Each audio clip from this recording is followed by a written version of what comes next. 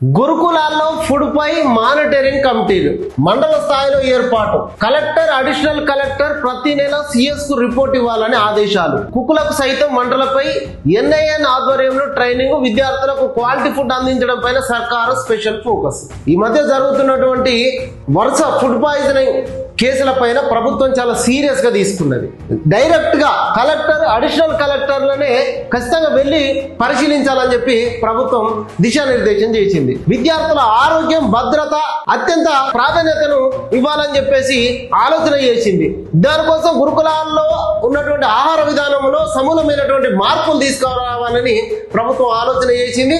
దాంట్లో వంట చేస్తున్నటువంటి కుక్కులకి ఎన్ఐఎన్ ఆధ్వర్యం లోపల ట్రైనింగ్ ఇచ్చే దిశ కూడా ప్రభుత్వం ఆలోచన చేస్తా ఉన్నది. గతంలో జరిగిన ఫుడ్ పాయిజన్ లో జరిగితే అక్కడికి పోయినటువంటి ఎమ్మెల్యేలు పోలేదు, మంత్రులు పోలేదు, కనీసం ఆ విద్యాశాఖ మంత్రి కూడా వెళ్లి పరిశీలించి అక్కడ వాళ్ళకి సమాధానం చెప్పి సముదాయించినటువంటి సందర్భాలు ఎక్కడ కూడా లేవు.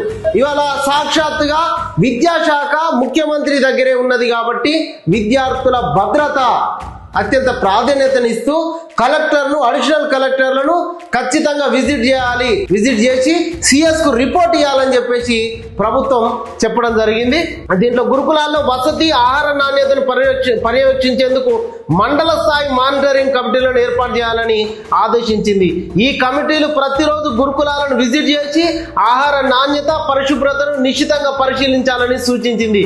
ఆహారం తయారు నుంచి పంపిణీ వరకు ప్రతి దశలోనూ పరిశుభ్రత పాటించే విధంగా చర్యలు తీసుకోవాలని, ఎట్లాంటి లోపాలున్నా తక్షణమే అధికారులు చర్యలు తీసుకోవాలని చెప్పేసి ఆలోచన చేసింది.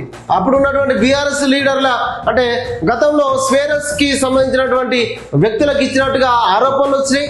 వాళ్ళ టెండర్లు రద్దు చేయాల్సిందే. అదేవిధంగా ఇప్పుడున్నటువంటి ఈ మానిటరింగ్ కమిటీలను పూర్తిగా పర్యవేక్షించి ఎప్పటికప్పుడు ఏదైనా లోపాలుంటే ఉన్నతాధికారుల దృష్టికి తీసుకెళ్లే విధంగా ప్రభుత్వం చర్యలు తీసుకుంటా ఉన్నది. ఇది విద్యార్థుల భద్రత పట్ల విద్యాశాఖ రేవంత్ రెడ్డి ఆధ్వర్యంలో ఉన్నది కాబట్టి ఈ విధంగా చిత్తశుద్ధితోటి పనిచేస్తా ఉన్నది.